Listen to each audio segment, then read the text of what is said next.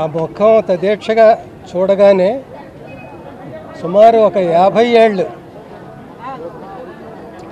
రోజుకి 3 షిఫ్ట్లు 2 షిఫ్ట్లు చేసి నిద్రలేని రాత్రులన్నీ గడిపి ఇలాగా చాలా విశ్రాంతిగా నిద్రపోతున్నట్టుగా ప్రశాంతంగా కనిపించింది ఆ ముఖం.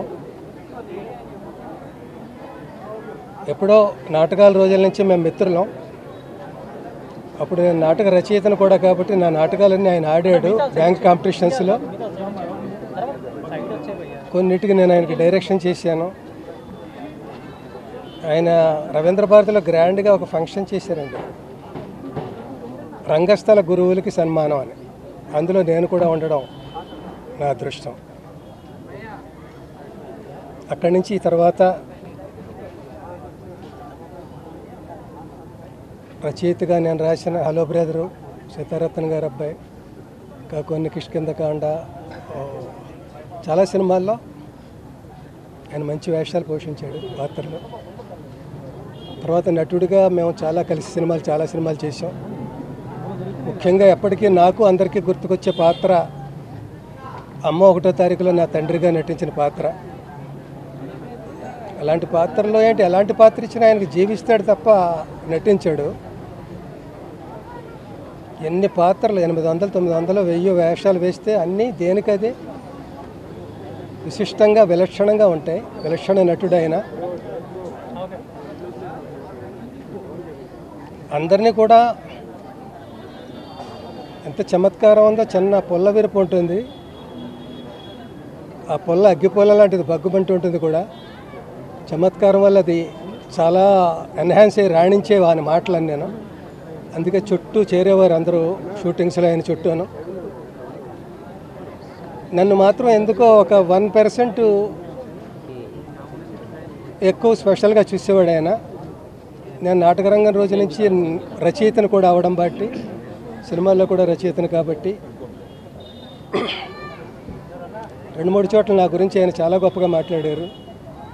ఒక చోట సినిమా రంగంలో మధ్యతరగతి జీవితాలని కె బాలచంద్ర గారు ఎలా ఆవిష్కరిస్తారో, రంగస్థలంలో ఎల్బి శ్రీరామ్ దానికి ధీటుగా అంత బాగా రచించి ప్రదర్శించి ప్రేక్షకుల మన్ననలు పొందారు అని ఒక చోట అంటే, ఇంకో చోట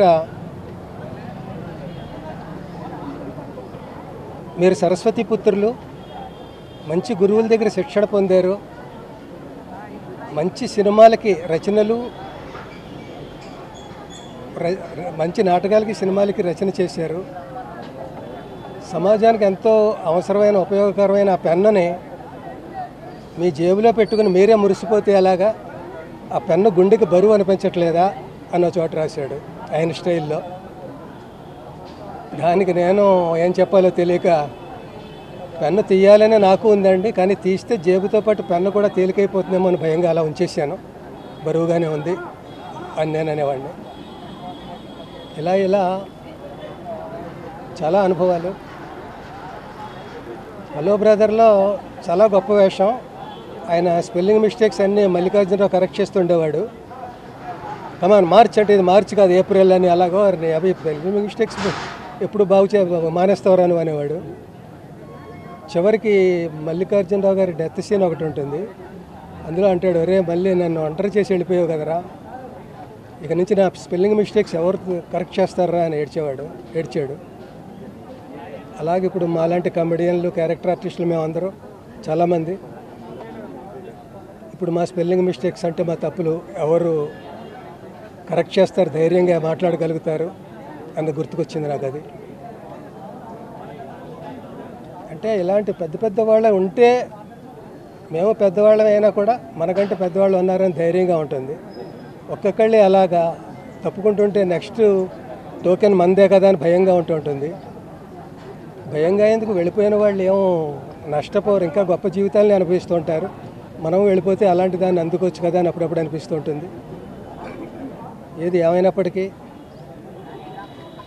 ఒక మహాప్రస్థానం ముగిసింది. ఆయనకి, వారి కుటుంబ సభ్యులకి శాంతి చేకూర్చాలని భగవంతుడు ప్రార్థిస్తున్నాను.